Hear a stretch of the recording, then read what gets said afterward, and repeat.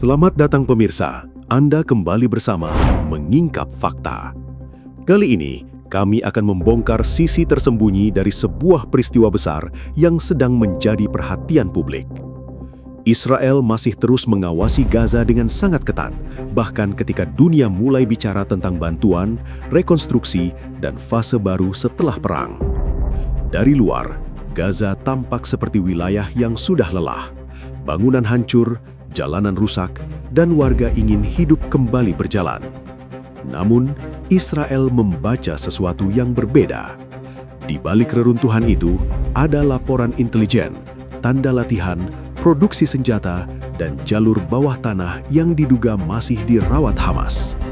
Namun, sebelum kita masuk lebih dalam, jangan lupa tekan tombol like dan subscribe. Dengan begitu, Anda tidak akan ketinggalan fakta-fakta tersembunyi yang akan kami ungkap berikutnya. Lalu, apakah Gaza benar-benar sedang menuju pemulihan, atau justru ada kekuatan lama yang diam-diam sedang menyusun kembali mesin perangnya?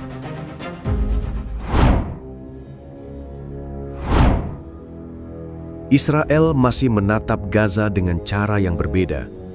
Saat sebagian dunia mulai membicarakan bantuan, rekonstruksi, dan fase baru setelah perang, para pejabat keamanan Israel justru melihat tanda yang membuat situasi belum bisa dianggap selesai. Dari permukaan, Gaza tampak lelah. Banyak bangunan runtuh, jalanan rusak, warga sipil membutuhkan makanan, air, obat, dan tempat tinggal. Namun bagi Israel, kehancuran di atas tanah tidak otomatis berarti ancaman di bawahnya ikut mati. Pada 12 Mei 2026, Times of Israel mengutip laporan Channel 13 tentang sebuah dokumen intelijen rahasia yang disebut telah diterima para pemimpin Israel pada pekan sebelumnya. Isi dokumen itu bukan sekedar catatan biasa dari medan perang. Dokumen tersebut memperingatkan bahwa Hamas sedang mencoba memulihkan kemampuan militernya di wilayah Gaza yang masih berada dalam pengaruh mereka. Yang membuat laporan itu serius adalah jenis tanda yang muncul. Hamas disebut mulai menambah petempur ke dalam batalionnya. Ada aktivitas latihan, ada produksi mortir, ada pembuatan IED, ada rudal anti-tank, ada jaringan terowongan lama yang masih dirawat. Bagi Israel, rangkaian tanda ini bukan sekedar sisa perang. Ini dibaca sebagai pola pemulihan kekuatan. Di titik inilah cara pandang Israel menjadi penting. Israel tidak menunggu sampai ancaman itu terlihat besar di layar berita. Mereka membaca gejalanya lebih awal. Satu kelompok bersenjata tidak harus langsung menembakkan roket untuk dianggap berbahaya. Cukup dengan merekrut orang baru. Cukup dengan menyimpan bahan peledak. Cukup dengan melatih unit kecil, cukup dengan menjaga jalur bawah tanah tetap bisa dipakai. Israel memahami bahwa ancaman besar sering tumbuh dalam diam. Serangan 7 Oktober 2023 menjadi pelajaran keras bagi negara itu. Serangan tersebut tidak muncul dari ruang kosong. Di belakangnya ada persiapan panjang, jaringan tersembunyi, latihan, penyimpanan senjata, dan pemanfaatan wilayah sipil sebagai ruang perlindungan. Karena itu, setiap tanda pemulihan Hamas setelah perang langsung dibaca sebagai alarm keamanan. Gaza memang membutuhkan pemulihan, tetapi bagi Israel, pemulihan tidak boleh berubah menjadi kesempatan bagi Hamas untuk menyusun ulang mesin militernya. Inilah perbedaan besar antara pandangan kemanusiaan dunia luar dan kalkulasi keamanan Israel. Dunia melihat reruntuhan yang perlu dibangun. Israel melihat kemungkinan struktur bersenjata yang bisa tumbuh lagi dari balik reruntuhan itu. Dokumen rahasia itu kemudian menjadi pembuka bagi fase baru pengawasan Israel. Gaza tidak lagi dilihat hanya sebagai wilayah yang hancur, tetapi sebagai medan yang masih menyimpan banyak lapisan. Ada lapisan sipil di permukaan, ada lapisan politik yang diperebutkan, dan di bawah semuanya, ada lapisan militer yang terus dicari jejaknya oleh intelijen Israel. Dari sinilah ketegangan berikutnya mulai terbentuk. Karena jika laporan itu benar, maka yang sedang terjadi di Gaza bukan hanya upaya bertahan hidup setelah perang. Ada indikasi bahwa Hamas berusaha menjaga sisa kekuatannya tetap hidup, pelan-pelan, tersembunyi, dan menunggu celah berikutnya.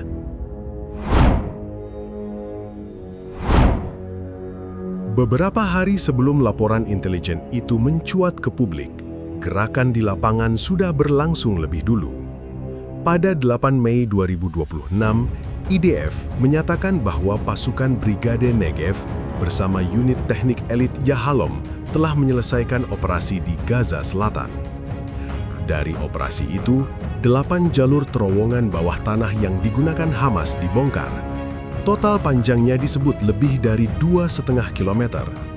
Salah satu jalur berada di Rafah Timur, kawasan yang sejak lama menjadi titik sensitif dalam peta keamanan Israel. Rafah bukan sekedar kota di ujung selatan Gaza. Letaknya dekat dengan perbatasan Mesir, dan selama bertahun-tahun wilayah ini sering dikaitkan dengan jalur logistik, persembunyian, serta pergerakan bawah tanah. Karena itu, ketika IDF masuk ke area tersebut dan menemukan jaringan terowongan, Israel membacanya sebagai bukti bahwa ancaman Hamas tidak hanya berada di permukaan. Terowongan dalam strategi Hamas bukan lorong biasa. Di bawah tanah, sebuah kelompok bersenjata bisa memindahkan orang, menyimpan senjata, mengatur komunikasi, dan menghindari pengawasan udara. Dari atas, sebuah kawasan bisa terlihat rusak dan kosong.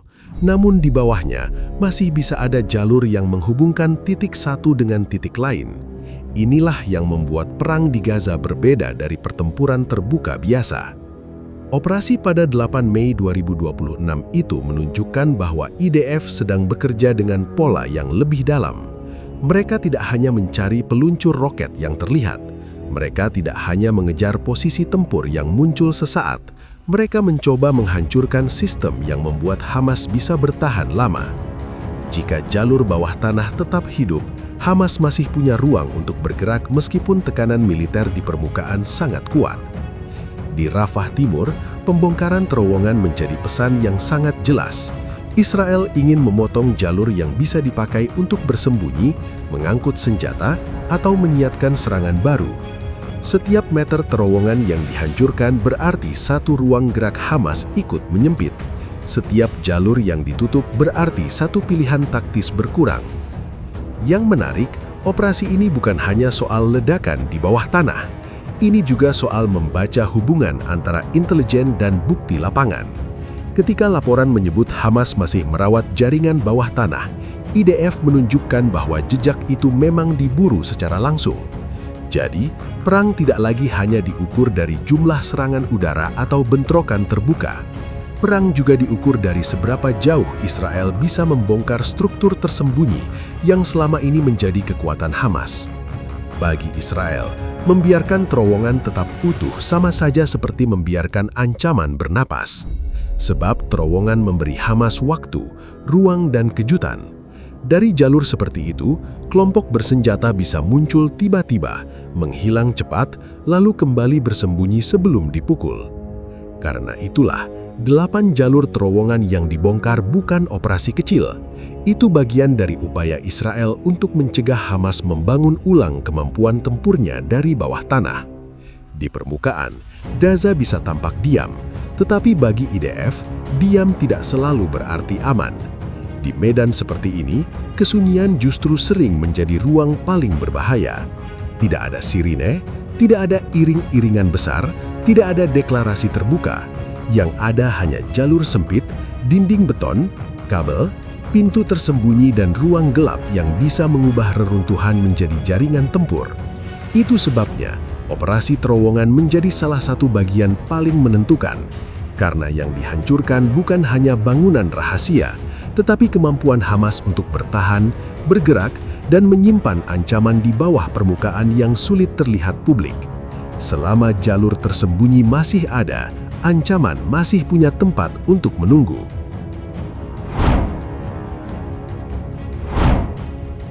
Setelah jalur bawah tanah dibongkar, persoalan berikutnya bergerak ke meja politik.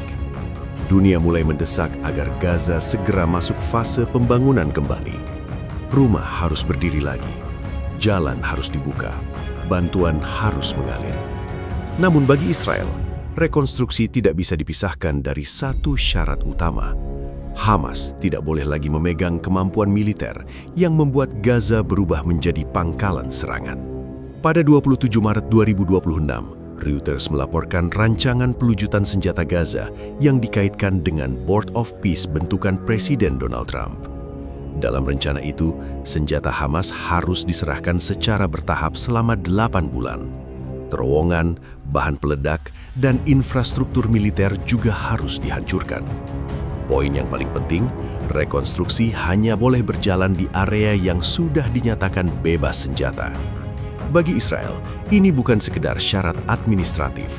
Ini adalah pagar keamanan. Jika bangunan baru berdiri di wilayah yang masih menyimpan senjata, maka pembangunan bisa berubah menjadi selubung bagi kekuatan lama. Jika jalan diperbaiki sementara jalur bawah tanah tetap aktif, maka akses sipil dan akses militer bisa bercampur lagi. Israel ingin memastikan bahwa bantuan untuk warga tidak berubah menjadi ruang bernafas bagi Hamas. Masalahnya, pada 2 April 2026, Reuters melaporkan bahwa Hamas meminta jaminan penarikan penuh pasukan Israel sebelum membahas pelucutan senjata. Disinilah benturan keras terjadi. Israel ingin pelucutan berjalan sebelum penarikan penuh. Hamas ingin penarikan dijamin sebelum senjata dibicarakan. Dua posisi ini membuat masa depan Gaza tertahan di simpang paling sensitif. Ketegangan itu terlihat lagi pada 12 Mei 2026. Jerusalem Post mengutip laporan Khan, menyebut kontraktor Palestina yang dijadwalkan masuk ke sisi Rafah yang berada di bawah kontrol Israel untuk proyek pembangunan dilaporkan dihalangi oleh militan Hamas bersenjata.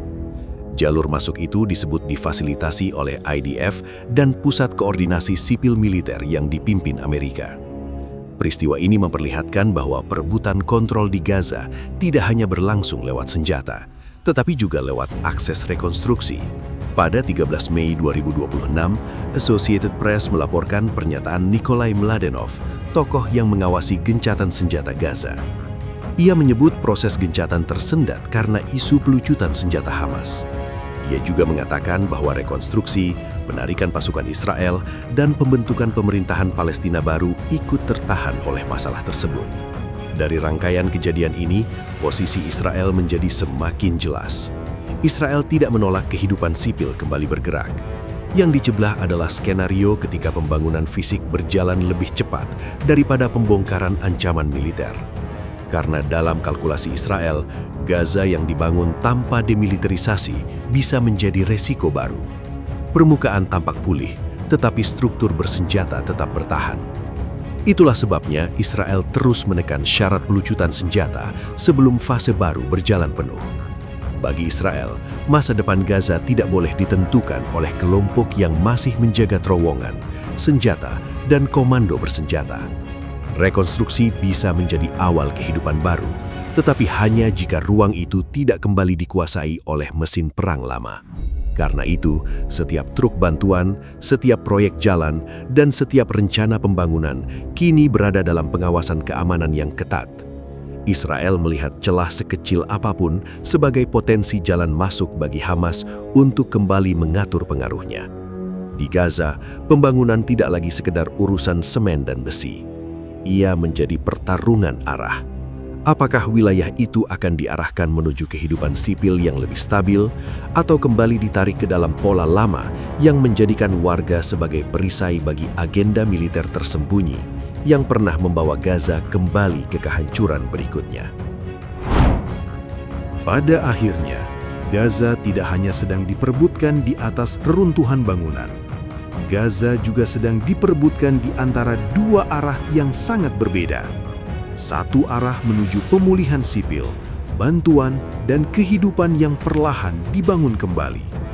Arah lainnya menuju bayang-bayang lama, ketika senjata, terowongan, dan struktur bersenjata kembali mengambil ruang di tengah penderitaan warga.